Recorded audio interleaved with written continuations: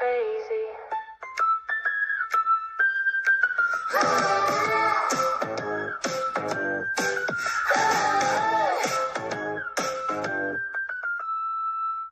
On top. Wait, have you seen all the TikToks about that? Yes. I saw this one where this guy was like, it was so funny. He was like, you're addicted to like pills, and Tyra's, it's literally this video of Tyra being like, give it to me, and like their pills are just like everywhere. Yeah.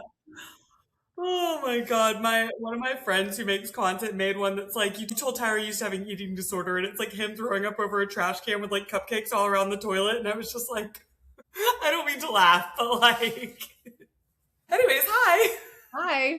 So Love is Blind, I know you have thoughts. Oh my god, I have so many thoughts. Like I've been making so many videos about Love is Blind just because there's so much to say. Like, and I feel like every single season that I watch Love is Blind, I'm like, the men can't get worse, right? Like, they're gonna find good dudes eventually, right? Like, they still exist in the world. They don't. Like, I'm actually at a point now where I'm like, we're past that just as a society. Like, there are only shit men everywhere, not just in LA. Because at first I was like, maybe it's just that men in LA are really shit. No, they're everywhere. They're in Ohio, they're in Dallas, they're in Denver, they're everywhere. I'm like, this is just an epidemic. I have beef with the fact that the producers keep on putting people on the show for a certain city, and then the person does not live in that city. Totally. I'm like, how does that happen? Why do we have Alix, who's a nomad from Tampa/Phoenix, on the Ohio show? Like, obviously it's going to be difficult to make that work. You're telling the girl who tried out for and is on a show about Ohio that, hey, by the way, it's not going to work unless you decide that you're going to suddenly pick up your life and move to Arizona or Florida in the next 4 weeks. Like, what?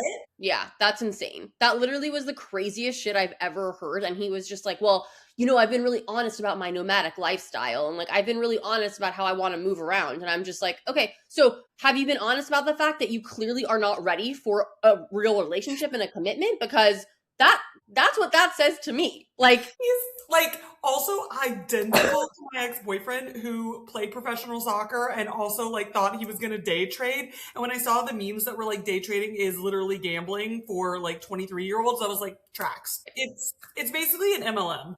What are you doing, sir? That's not a career. That is daily gambling and like justifying your addiction. Correct. Okay, wait. So who's your favorite of all the girls? My favorite of all the girls. I did really like Jess. I mean, I like Jess a lot.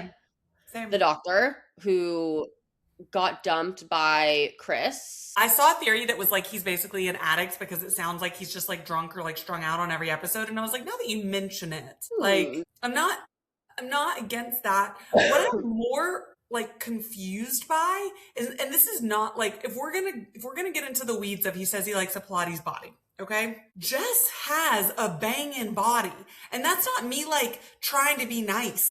I like she has a good body. I'm so confused how it's not like he said this in the pods and then was like, oh my God, she's obese. Like, he's saying this looking at someone who's probably a size 2 to 4 with like a curvy waist and boobs. Are men blind? I think yes, obviously, look, like, I think that he, once again, is delusional. Clearly, women, and I say this with love, we are desperate because there are not enough good men out there. Right. So these hot chicks that could, 10 years ago get decent, attractive dudes are now settling for losers, because it's either like you settle for a loser or you're alone. Like, I hate to say that, and I don't want to be like negative, but I truly think that's where we're at. You know what I mean? It's like, no, I don't disagree. So, but like, actually though, be straight with me. Is she not in really good shape? Like, am I crazy? Like, if I looked like that without working out every day, I would be like, best body ever, happiest I could be. No, I think that she has a great body. I wouldn't necessarily say that I think that she has a banging body. I mean, I don't know. Well, compare her body to Bree's. I don't actually think their bodies are that different. Am I not? They're right? Not. I think maybe what he's saying is that maybe he's into girls that are like very, very petite or like really, really skinny. I don't know. That's what I think of when I hear Pilates body. To me, that's like a girl that's literally like 100 pounds, wears the matching aloe sets, and has like no tits, no ass. Yeah. Well, just you saw like his ex-girlfriend who like went viral. And she is that. But I don't understand, like, the Brie of it all, because Brie No, and Jess... Brie is curvy and, like, definitely, like, muscular. I mean, and I'm not saying that in, like, a bad way. I think Brie has an amazing body, too. Like, don't get me wrong. I just, like, I'm like, am I missing something here? Also, by the way, CrossFit body, Pilates body, very different things. Very different body types. I would say Brie is a CrossFit body type. Yes. Like, yes.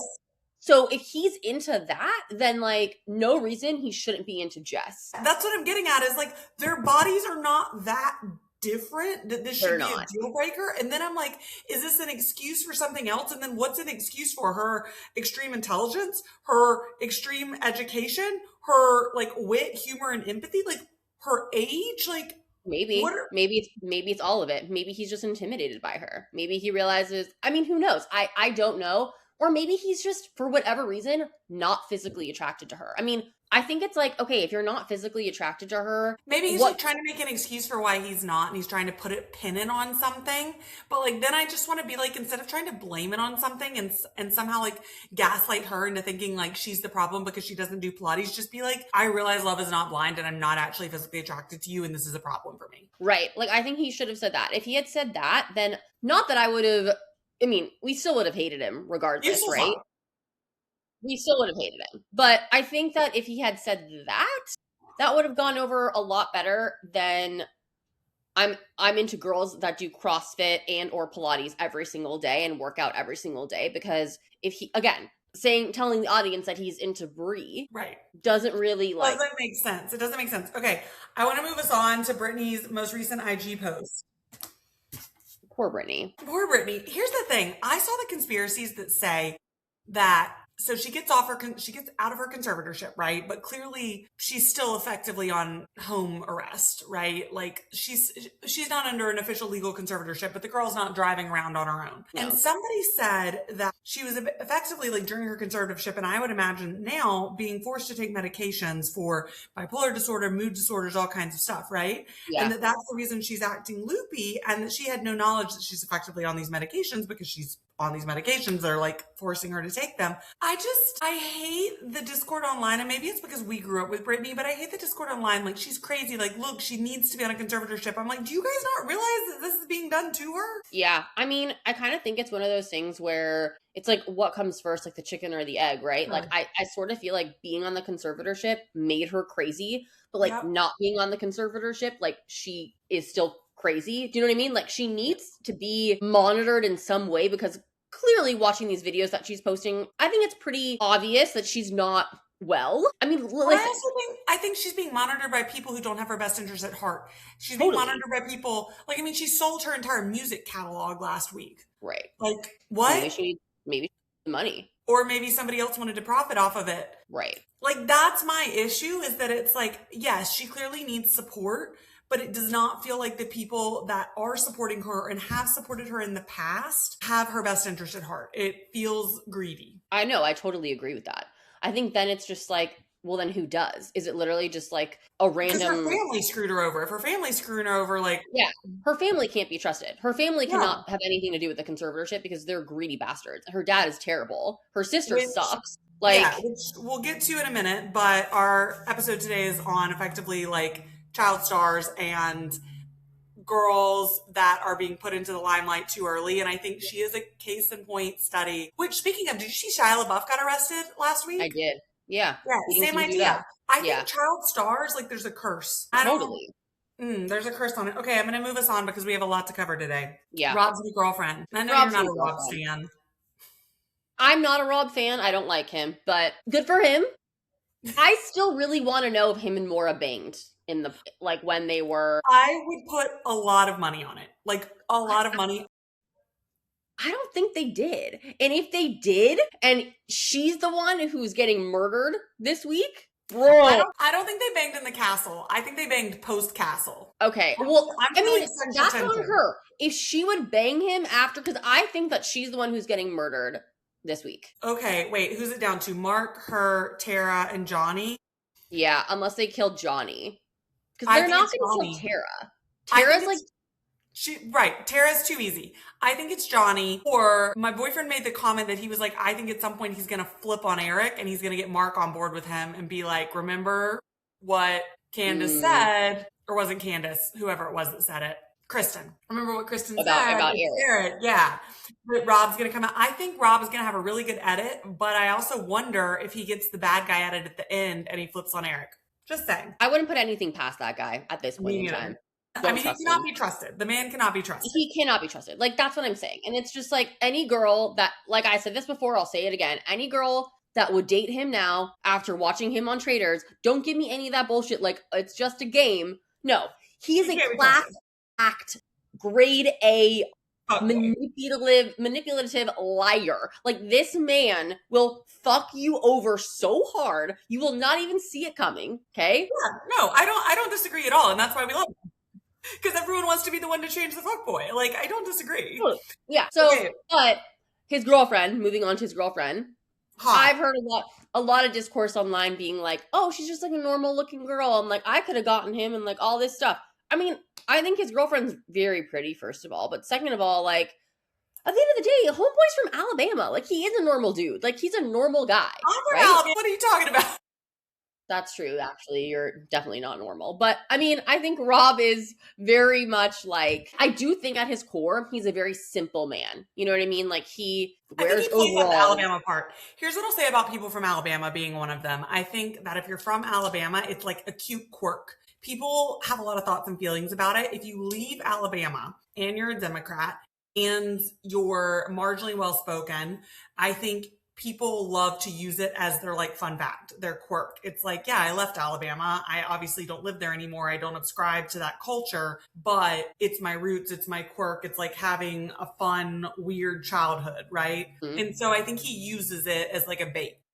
Yeah. He leans into it, like the overalls. He's clearly like not wearing overalls to go to Erewhon, like, but he's using it as a bit, right? Yeah, we get it. I put on an accent after 2 glasses of wine. I get it. Okay, moving us on. Olivia and Jade. So, Olivia and Jade and Braxton all go to Palm Tree Fest in Aspen. I think that's what it's called. Alex is, I just said Olivia and Jade. Olivia and Alex. Olivia Jade. Alex and Braxton. Jade and Alex. Alex is filming for her reality show. There's speculation that Alex and Braxton are both under contract to film for her reality show and that he was under contract prior to them breaking up. I don't think that's the case because I'm sure there were some flaws. But Olivia and Alex take a selfie together, post it on both stories. Then at some point during the night, Olivia posts a story with Braxton. Then both Olivia and Alex take down their stories with each other. Then Alex posts a TikTok today where she's like, this is why I shouldn't drink so much. I start mugging or something. And it's a video of her meeting Olivia. And Olivia's like, hey, I'm Olivia. And Alex is like, eh. And it's like very shady. I don't know if it's intentionally shady, but it looks very shady. What are your thoughts on any of this? I think it's intentionally shady and good for her. I mean, Alex is not, she's definitely been known to throw some shade around in the past. Like, you know, her whole beef with Sofia Culpa or whatever, when that whole thing was going on with Braxton. Like, there were some videos that she made about that. I'm all for it. I mean, I love a cat fight. Like, I don't like participating in them, but I like watching from the sidelines for sure. I'm all about the drama. So, whatever. Here's my issue with Olivia Jade. The girl's a Nepo baby clout chaser, and I fucking hate her for it. And, like, not even like a real Nepo baby. You're like the fake, didn't even get into USC Nepo baby. Like, you're not even one of the, like, legit ones. And Braxton's entire personality and entire worth is based on the girls he dated. And Olivia wants to date him because he dated Alex and previously Sophia. And Alex, on the flip of that, like, hate it, but I love her. Like, I do love the fact that she owns her shit and she like owns the fact that this breakup hurt her. And I don't feel like she's being shady or creepy or whatever in an unwarranted way. So that's my thoughts on that. And Braxton Berrios sucks. Can I unfollow him now? I only followed him for Alex. Yeah, you should unfollow him. I totally think Braxton Berrios sucks. I would 100% also, just going back, I 100% think he cheated on cheated on Sofia Culpo with Alex. Yes. Maybe it was a situation where they were trying to figure out if they were going to break up or not. Sure. And she was still under the impression they were together. And he took that as, well, we're going to break up. So therefore, I'm going to get with this hot chick because no, you are not broken up yet. You know what I mean? I think that he took a lot of liberties in that, and I think he lied to Alix. I don't think Alix Earle is to blame for this. Like, I think Braxton fed her like a bag of bullshit, and she just ate it up. Yeah, agreed. I also think he knew better. He's in his 30s, like homeboy. Yeah. Like, he started dating Alix when she was 23, and I'm not going to say that like a 7-year gap is that big of a deal, but it is a big deal between 23 and 30. It's not a big deal between 30 and 37. Between 23 and 30 are two different lives. She was a year out of college. Yes, like, I completely agree with that. So I don't. Berrios can just go into like the shitbag pile of humans. Like, I think that he's just. I'm okay with him dating Olivia Jade because honestly, she sucks too. The two of them. Yeah. Whatever. Like, let them go off, and like Alix can get with Tom Brady. Hello, like, upgrade. Right. You know what I mean? I also think Tom Brady's gay, but I digress. But did you see that? She did her like podcast with Stassi. Yes, I love Stassi. By the way, I'm a huge Stassi fan. I do too. And Stassi was like, "What about you and Jacob Elordi?" And this came out prior to them going to Aspen, and I died. They would actually be such a hot couple, but I don't think that Jacob, like, I think Jacob's now a little like too hot. I think his celebrity is kind of in a different category than Alix. Like, yes, obviously everyone. He dated Olivia Jade. He did, but I think now I wouldn't see him doing that again. You know, he made sense with Kaya Gerber. That made sense to me. Yes, I loved them together. They were so. Although, like, he's really tall and she's so tiny, and I was but like that made sense in a like similar level of status. But she's stunning, but she's artsy. Like that, I was like, yes, like that. I could see him moving in that kind of a direction. Yeah. You know what I mean? I think him and Alix Earle would just be. I think a lot for him to handle. Like, I don't think he wants to be in the public eye to that level. Well, it ruins the allure, which is his whole like sex appeal is like the allure, the mystery, like, you know what I mean? It ruins the whole. Who is he? Like, we know nothing about him. Like, who is he? Yeah, exactly. Right. It's like, and she would like, you think he's going to get in the back of her, get ready with me? Like, get ready with me and Jacob Elordi? That's what I'm saying. Like, there's just no way. Like, so I don't think that would happen. Although they would be hot together, but like two tall people, you know what I mean? Yeah, I don't even actually know that I like them together visually.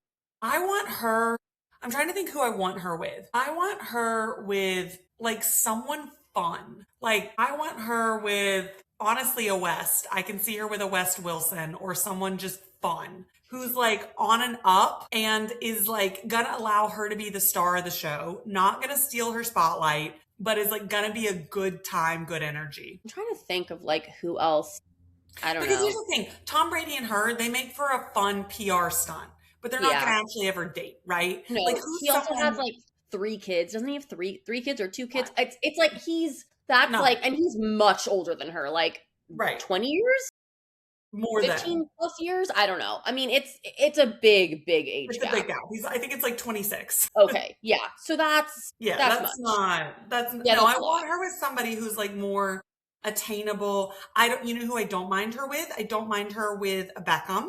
I don't mind her with like one of the younger ones. I don't mind her with, I'm trying to think out loud. Is there anyone in the reality TV world, Netflix world I don't mind her with? Well, no, just because all those men are like epic losers. So I would say probably not. But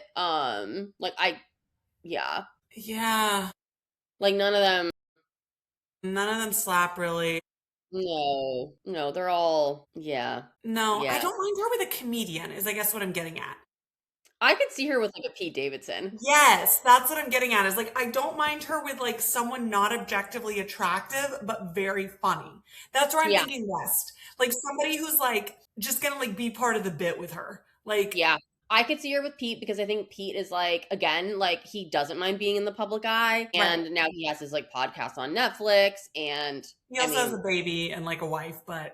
Yeah, but like that's for now. Okay. Okay, circling back, before we move on to our major topic, Tyra Banks documentary. Oh my God. What a disaster. Like, the thing is, I honestly, like, I watched, like, I think almost every season of America's Next Top Model. Maybe not every season, but at least the first, like, 10, okay? And I just, I mean, again, it was such a different time when this happened, so I will give Tyra a little bit of, like, leeway on that, but I think that she really could have said that. Like, I think there are ways for her to be like, there's no way any of this shit would have gone down now. It was a different time, a different place. Like, we weren't as culturally educated and aware of, like, all of these things that we are now. I would never do that again. Right. And I'm sorry for, like, the crazy bullshit that I did, but she didn't say that. Like, she couldn't own up to anything. It was shocking. Well, I I felt mean, like she was dying on this hill that, like, she paved the way for these women. And it's like, first of all, you didn't, because look at all their backstory, like, after stories, right? Like, all their after stories were really depressing. Yeah. And you didn't, what I think reality TV has come a long way in doing is providing aftercare. Yeah. For, like, a really long time in reality TV, it was like they basically used humans as commodities and created drama and then spit them out back to the world, back to their job at Walgreens, back to their addiction, and were like, not our problem. And I do think in the past 7 or 8 years, they've done a really good job of having, like, I know, for example, on The Bachelor, they now have, like, psychiatrists, like, not only on set, but also that help them afterwards in the, like, 3 to 4 months afterwards, right? And I think that having that kind of aftercare would have been very useful in this context. Totally. Yeah, no, I completely agree with you. Yeah, it's unfortunate that Tyra, couldn't provide these girls more of an actual, I don't know, opportunities. I also think that now it's different with reality TV because of social media. Like, if you go on reality TV, that is a platform for a career, because it's for like followers, right? Exactly. You know what I mean? It's not a platform. Like, no, 1,000% agree. And I also think that, like, social media has come so far in that now it is seen as a legitimate career. There are people who are making social media based on so many different things, teaching things, aesthetic things, comedy, like, it's just gone in so many directions. And I mean, like, Jesse Solomon just got signed by CAA as a musician. I saw that. I was like, are you kidding me? He's got, like, what, 2 songs? I saw that, and that actually pissed me off, because I was just like, listen, I want to, like, photo of him though. It was a great photo of him. I want to support people when they are given opportunities and, like, whatever, but Jesse fucking Solomon? Come on. No, I didn't like that one. I didn't like that either. So, okay, we want to talk today about a couple different topics. I guess overall, it's important for me, and I think you as well, that we kind of ground this podcast in things that women are experiencing, things that we've seen as millennials, kind of topics that are interspersed in our own experiences, but also in culture. And you had brought up kind of child beauty pageants and the use of, like, kids in full makeup, full glam. And I kind of wanted to also weave in the just blatant sexualization of women as kids that I think me and you watched in the millennial generation, especially. There was Toddlers and Tiaras. There were beauty pageants. There was the JonBenet Ramsey scandal. There's, like, Coming from the South, we had debutante balls. There's also just, like, the use of women. There's this irony in which we use women and sexualize women at a young age, but then denigrate women for their sexualization. And it's like this contrast. It's like, yeah, we're going to use you for this, and to the extent it serves us, but then we're going to denigrate you for being sexual. 100%. It's the weirdest thing ever.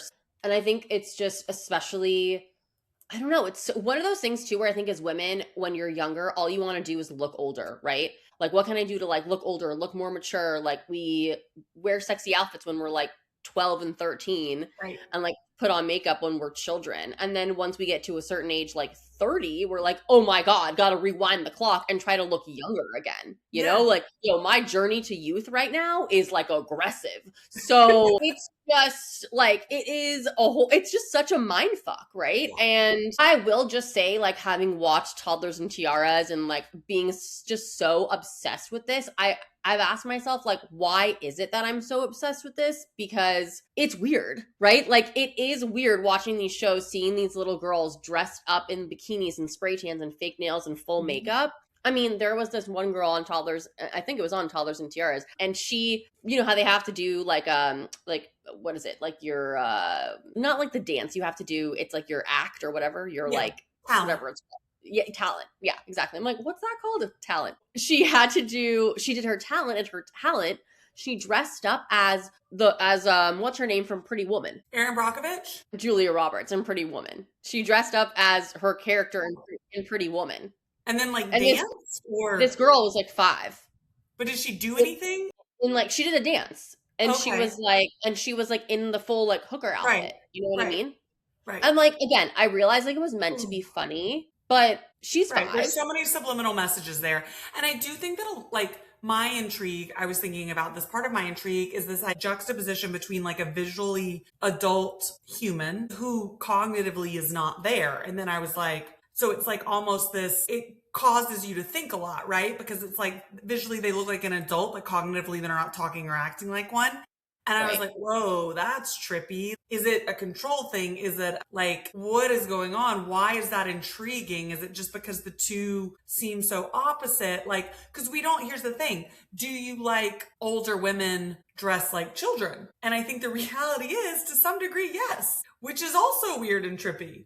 Like, because to your point, like there's this medium where everyone's trying to look 17 to 22. And then when you're outside of that, you're still trying to look 17 to 22. Yep. Yeah. It's very bizarre. I mean, I think for me, one of the reasons why I'm so obsessed with beauty pageants is because growing up in Los Angeles, like that wasn't a thing. I wasn't exposed to that. I mean, that's one of the reasons why I love reality TV in general, is just because it's like, I'm not exposed to so much of this, at least Southern culture. I have no concept of that at all. Yeah, so that's interesting, because I grew up with pageants. Like I grew up with, I was supposed to be in a pageant and I ended up not doing it. But like I grew up very much knowing people in pageants. We had the Azalea Trail Maids every year. It was a huge beauty pageant. And if you were in the Azalea Trail Maids, you wore this big plantation dress. I'm not even kidding. There were 5 of them and they came in 5 colors. There were 5 pastels: pink, yellow, blue, green, and purple. And they wore it to all the events. So like anytime there was like a local race, the 5 Azalea Trail Maids would be there. And every city had their own trail maids. Like we had the Azalea Trail Maids, and Mobile had like another set of Azalea Trail Maids. And sometimes they would all, like at events, there'd be like 25 of them together because each city had its own like 5 beauty pageant people. And I almost was in the beauty pageant, and to be in it, you had to wear these clear plastic heels, because they wanted your feet to appear like you were like walking on air or whatever. And so my mom bought them for me, and I would walk around the house with a book on my head, practicing walking in these heels. And the only reason I didn't enter it was because I didn't have a talent. I was like, my talent would be juggling soccer balls, and like, that's not cute. How old were you when you were doing this? I was in 11th grade. 11th grade? Okay, well that's like, I mean, no, but I mean, like I would have been competing had I done it. Like the beauty pageant, like had I done it, I would have been competing against people who'd done pageants their whole life, and I haven't. Okay. Yeah, but like the Azalea Trail Maids was like the big one. It was like the one that, because you got to go to all the events and you were like the face of the city. And I didn't even realize they were huge plantation dresses until now. And it's like with the big corsets and the multiple rings and like the bonnets and like. Yeah, no, I honestly, like, it's one of those things where I'm just fascinated by Southern culture, everything about it. Like, that's why when I first, I mean, not to bring up Southern Charm again, but when I first started watching Southern Charm, like, I was just like, oh my God, like the first few seasons, I was like, this is insane. Like, I had never seen anything like that before. So for me, I think that's really what drew me to like the pageant world. Sure. But it is just incredibly disturbing when you see these images of these little girls dressed like full on sexual adult, like they're in like, again, bikinis and crop tops and like. Yeah. And the thing is, like, they don't know any differently. And it makes me think of, like, I know we were talking about this a little bit earlier. It makes me think of child stars who grow up in that world. They don't know any differently. And like, how does that warp you and fuck you up later on in life, right? Like if your entire childhood, you're sexualized and treated as an adult and told to dress and act and be adult, then what happens when you become an adult? Do you regress? Do you do what Britney Spears did? And suddenly like you want to be playful and you just want to be silly because you never got to be that? Do you, or do you fall into the category of like thinking your worth is based on your sexualization? And then what happens when you age and you're not the sexiest in the room anymore? Do you chase that? Do you become one of those people that are addicted to plastic surgery? Like, it's just, I don't see a world in which sets you up for success. I definitely don't either. And I would probably think it's a mixture of all of those things. I mean, I would think that there is a regression for a lot of these people, like we see with child stars, right? Like we see it with, like you said, Britney Spears, but also, I mean, again, like the Justin Biebers of the world. Like, I feel like Amanda Bynes, Shia LaBeouf.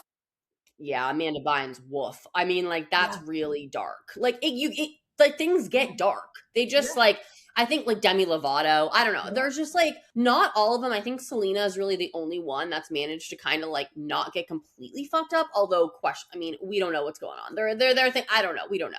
But I will say at least she hasn't gone off the deep end completely like some of her peers. She did for a while. She did right after the Justin Bieber breakup. She was down bad. She was down bad in it, but not to the extent of like Amanda Bynes, for sure, right? Like she's not tattooing her face. And I think probably like, hold on, I've got to sneeze. Bless you.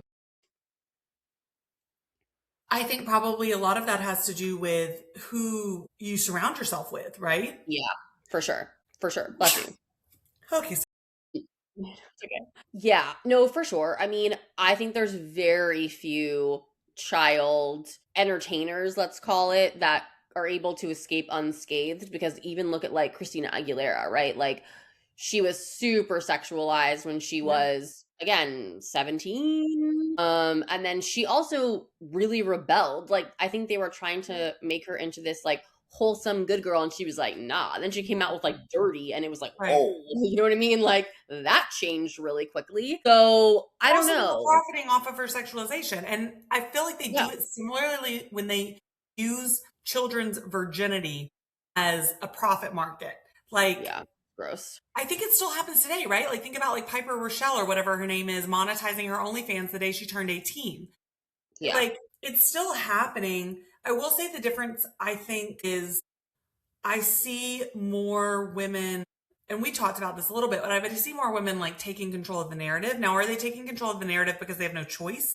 Are they taking control of the narrative? Like, you know, when a Piper starts an OnlyFans and makes all this money, is that a good thing or a bad thing, right? Like she's monetizing it. She's making a career out of it. She's taking control of it. She's not being forced to do these things, but does she know any differently? No. I mean, she's been doing that like weird YouTube, whatever. She was in like a house with the kids. I mean, whatever. She's been doing weird stuff since she was a child. Right. And I think for her, it was one of those things where she was like, I need to make money.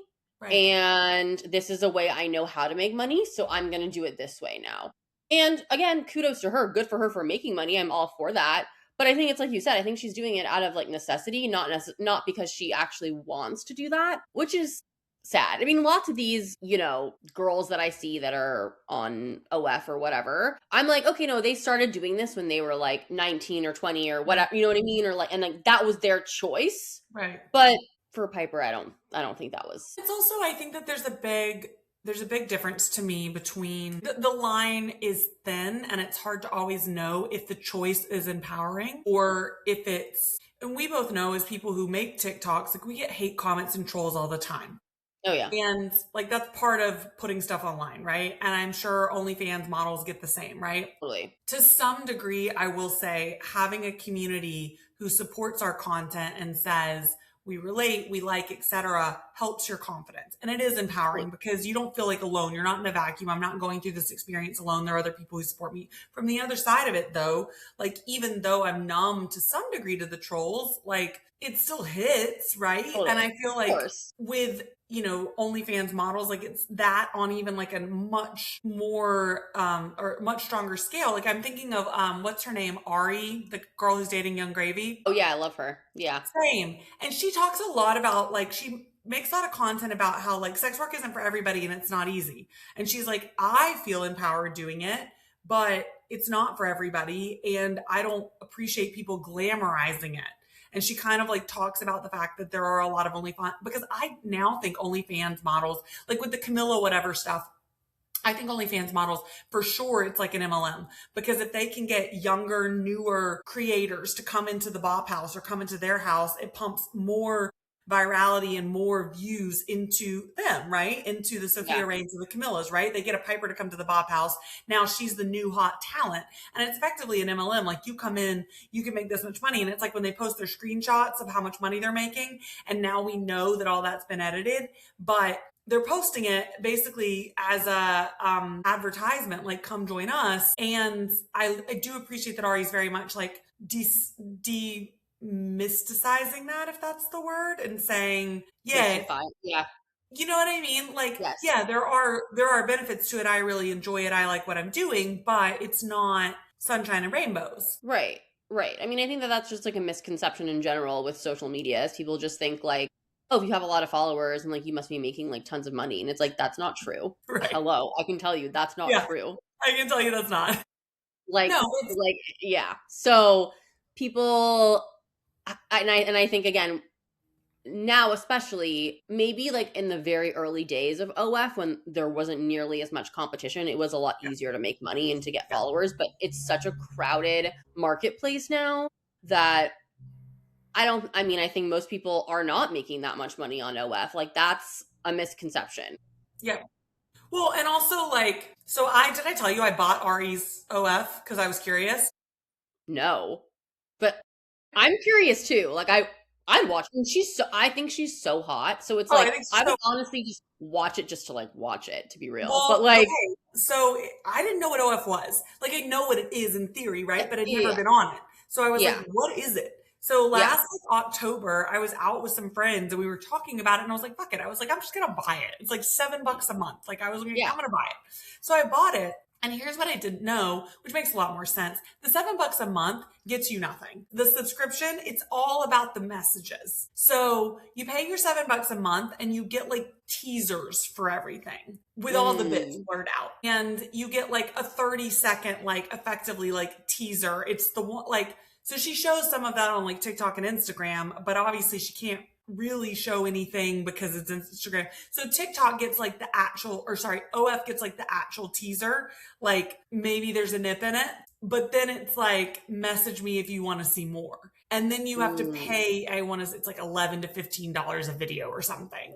Or you can pay like $3 to $4 to like text with her and she might send you a photo or something, right? Okay. So like the subscription just gives you access to message her, like, on that platform, which she's more likely to respond to because she knows you're probably a paying customer, unlike if you DM'd her on IG. That's what I kind of figured out.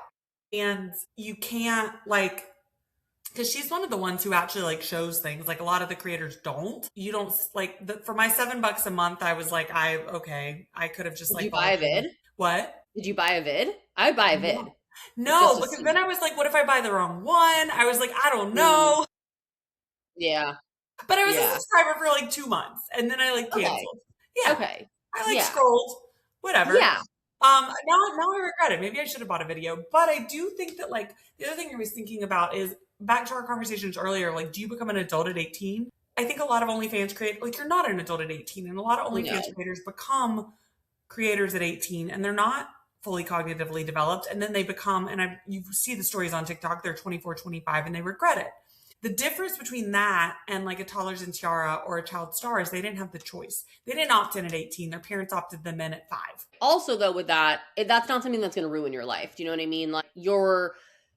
Sure. But you're in some dicey situations because a lot of them, the pipeline from a Toddlers and Tiara to like a Barbizon modeling to like a sketchy photo shoot at 14 is... It's a hop, skip, and a jump. Yeah. Right. It's not there. Right. Agree. I mean, totally agreed. I mean, look at like Honey Boo Boo or whatever, right? Like, she started out obviously on Toddlers and Tiaras, and people became obsessed with her, gave her own show, and like that was just. Well, then I think about like the what's her face, the Joe, what's her name? Oh, JoJo, but JoJo Siwa. But she was on Dance Moms, and that was a dance competition show. I mean, about dance competitions. So like, I mean. I'm sure, yes, of course, like when you're doing choreographed dances as a little girl, I'm sure there were some sexual components to that, but I don't think it was nearly to the extreme. No, not to the same, but here's my question on that. Still, like, but it's still in the child star vein, right? The like people are obsessed with you, people are obsessed with your appearance, all of these things, and you're not even fully developed, and you also don't even have any control over what you're doing because you're still a child. Right. Do you think any of that contributed to her coming out? Maybe. I mean, I think being on Dance Moms for a lot of those girls mentally fucked with them for sure. Because again, you are like just shoved into like the spotlight at such a young age. And like, you don't know what's going on. Like, you don't know how to deal with it. And now it's like you're known as, oh, so and so from Dance Moms. You know what I mean? And it's like, well, what if you decide that you want to like be, I don't know, like an archaeologist or some shit, like whatever, nothing to do with that. Now it's like, it's forever kind of going to be your identity. Held over. Exactly. Well, it's like Tara and Johnny on Traders saying, like, we didn't do any of this. We weren't playing games. We were in the Olympics. It's like they didn't have a childhood. So these experiences that we all think of as normal, like we played in the backyard on the playground, like they couldn't do that because they might fall and break their arm and not be able to compete in the Olympics. Right. Like, when you think about it that way and you think about like these kids, like they couldn't just like stuff their face with pizza because they might break out and they had a show the next day. Like, imagine telling your 5-year-old like the rules that they had to follow. It's just a whole different level of control at that young of an age. Yeah. I mean, I think I don't see how it couldn't impact like so many different facets of your life, right? Like everything from, like you said, like what you eat, right? To like body image, to friendships you have, to people you date. Like obviously if you're not in school and you're not like going to a normal school, and like, because lots of these kids are homeschooled, so they can attend these competitions, you know what I mean? Exactly. And they can train and practice and like whatever. Like that's gonna totally fuck with you. Like you're not like socialized like other children are. Okay, a lot of these kids have talent, obviously, right? Like that's how they're in it. But they weren't born with talent, right? Like they were trained into this.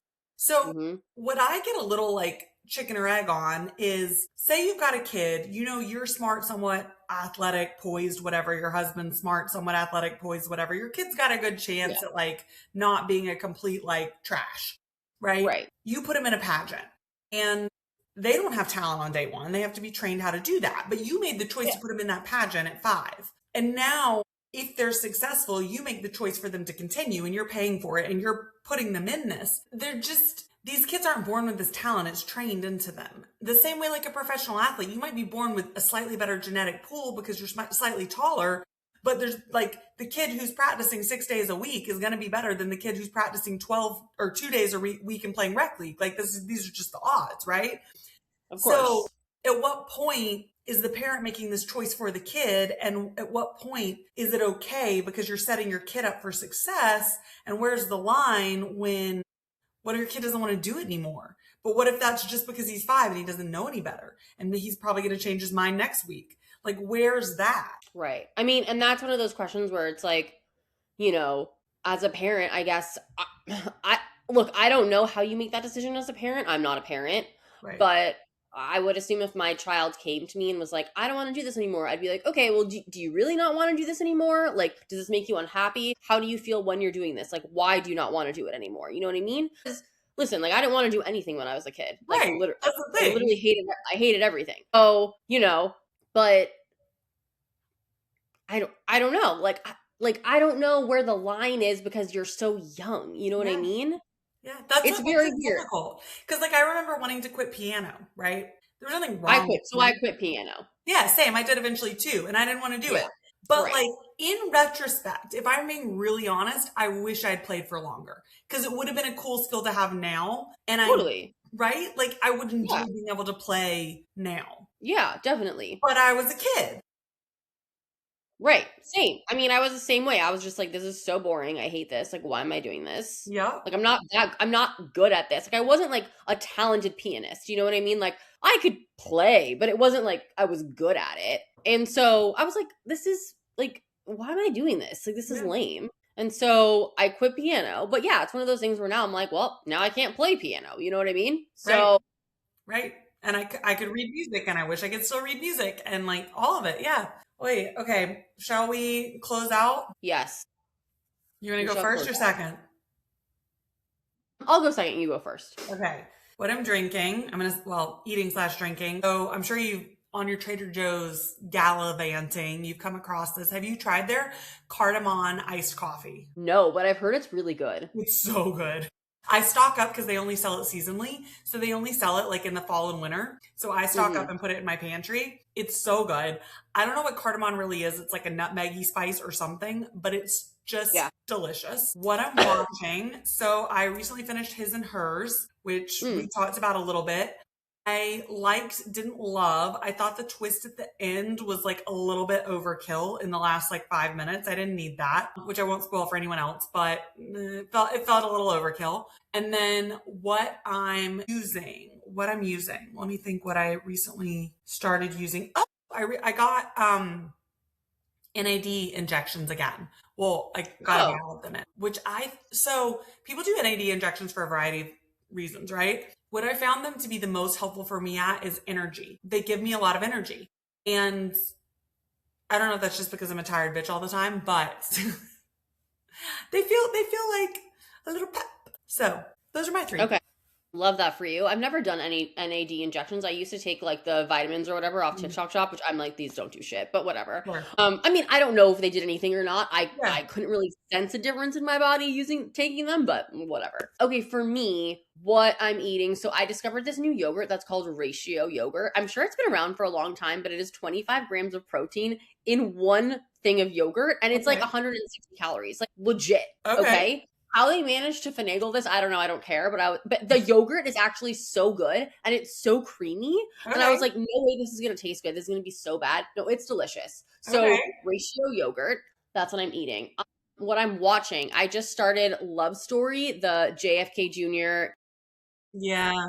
Like, it is so good. I binged all five episodes last night. Yes. Okay. I couldn't stop. So I have thoughts on this because their relationship was so toxic. Like, do they get into the toxicity of it? Not yet. So, like, it starts out how they meet. Okay. And kind of a little bit about, JFK Jr.'s relationship with his family. Okay.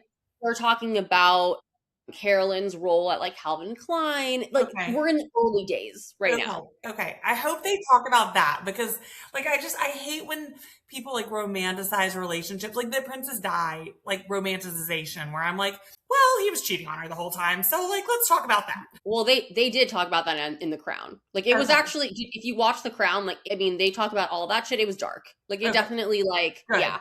Good. But with this, I think it's probably going to get dark because it is Ryan Murphy. And so I'm like, I'd be shocked if things just stay like cool. Like right now, we're on the up and up because they just said I love you to each other. Things are good. We're down. It's about to tip. So like, well, first they're going to get married and then it's going to tip. So maybe we have another episode where it's like good and then bad. So, and then they, I actually don't know. I would assume probably 8 to 10. And right now there's 5. Do you think I can get Glenn to watch it? Is it a girl only show? I don't know if he would love it. It's not, I don't necessarily think it's like a girl only show, but right now it's like, it's definitely a love story right now. Wait, this is what I should have mentioned that I'm watching because we watched it last night and I actually think you'd love it. It's called Cocaine Kingpin, I think. I think you would love it. Sorry, I can't believe I forgot about this. It's about this guy named Owen, whatever. He's from Redondo. It happened when we were in college. And so Glenn goes to UCLA, right? Well, it happened like a couple years before that at USC. So this guy is in Redondo. He's from like not a rich family. He becomes really good at volleyball, gets recruited by the USC volleyball team. The volleyball coach after his like first year basically tells him like, hey, I don't think you're good enough to keep playing on the team because it's like USC. So he goes on this random trip to Mexico with a friend and ends up somehow like in a steroid den and getting a whole bunch of like steroids and stuff.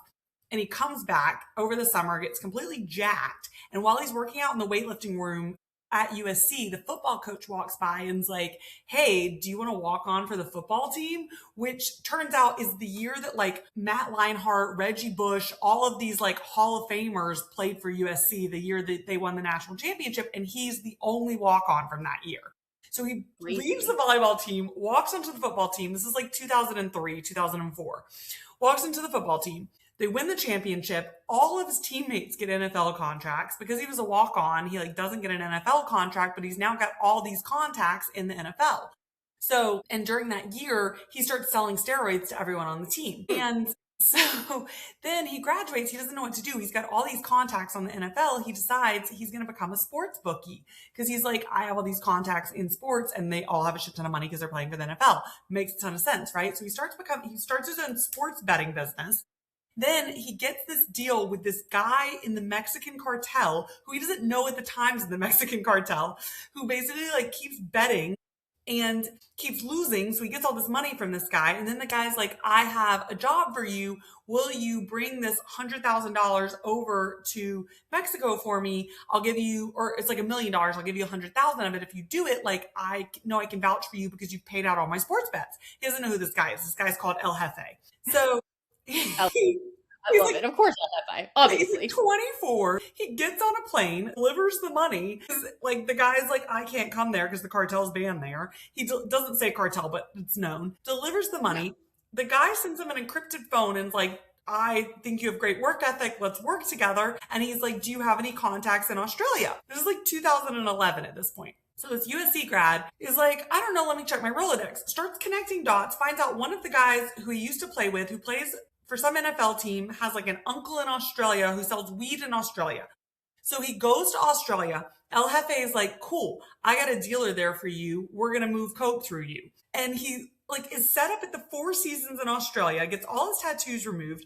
This guy just starts delivering coke to his door. And the NFL contact's uncle starts just selling the coke in Australia. So he's getting paid like $1 million a week to basically like be the house, the like coke dealer house at the Four Seasons. It's insane. This is like 2 episodes in. That's all I've gotten in. And so then he suddenly has a penthouse in the Four Seasons of like millions of dollars. And El Jefe is like, where's my money? And he's like, how am I supposed to get it out of Australia? Like I've connected you. I've got it all sold. I've got millions of dollars. I can't just walk out of Australia with millions of dollars. And El Jefe is like, that's your problem. That's why I hired you. Figure it out. So then he finds this like guy called Robin Hood 702 from Las Vegas. And he starts like gambling through this Robin Hood character, trying to money launder the money back to America / Mexico. Anyways, that's where I'm at now. I can't believe I didn't mention it. My God. It's an insane story, and you should watch it. I mean, you sold me. That sounds absolutely insane. I feel like I have to watch this now. That's so wild. Good. And it's like, okay. And I was thinking about it. On Netflix? What's it on? I'm pretty sure it's Netflix. It came out in 2025, I think. But it's so good. The guy's in federal prison now, but they do like interviews with him in federal prison. Wow. That's all I know. I'm only 2 episodes in. Wow. I don't know how he gets caught, but it's insane. And you're just like, we know that he gets caught from the beginning. We know he gets caught from the beginning, but I don't know how yet. Okay. That's what we're figuring out. Yeah. Yeah. It's like he just walked on to literally the USC's like national championship winning game or team. And he's like, yeah, he like played with Reggie Bush. Here's Matt Leinart. Like it's just like all these celebrities. And he's like, I had all these connections. So I just started like betting for him. That's crazy. That's absolutely insane. Anyways, sorry for interrupting you. Completely forgot I watched that, but you should watch it. You'd like it. No, I'm down. I'm like, okay, sign me up. Like, I want to watch this. Maybe I'll watch it tonight. That sounds so good. Okay, yeah. Where else was I? Oh, what I'm using. Well, today I put on my Rode. This is so lame and so basic, but I do really like Rode. I know. That. I still haven't used them. I'm wearing their blush, one of their like blush sticks today. You can't really tell in like this lighting, but I think it's just one of those things where like I'll just put it on and it looks very, very natural. Because it's just like a toasty kind of like a little pop of color. But yeah, that's what I'm using today. What else? I don't know if I've used anything new in the last like week or so, but that's pretty much been. I used recently, I got a sample of this and I loved it. And so I bought the full size. Is it called Saie? Saie? Oh, yeah. They're like brightening primer. Oh. It is, I don't know if it works as a primer. I don't really understand what primer does, but I feel like the older I get, the more I want to glow and not be matte. Yeah. And I'll just put it on under like sunscreen. Like I'll put it on and then I'll put like a layer of sunscreen over it or whatever. And I think it makes me genuinely look younger. Or maybe I just like it. I have the milk. It's like the milk one, which is a primer, and it's like a glowy primer. I use that over the summer when I'm tan. I mean, I feel like right now I'm like, if I try to glow, I just look greasy. I mean, this is just my sunscreen right now, unfortunately. But when I'm tan and I put it on, I can't wait till I have a tan again. R.I.P. Yeah. R.I.P. Okay, well, all of that being said, it was lovely to chat. Lovely to chat with you too, and we'll chat again next week.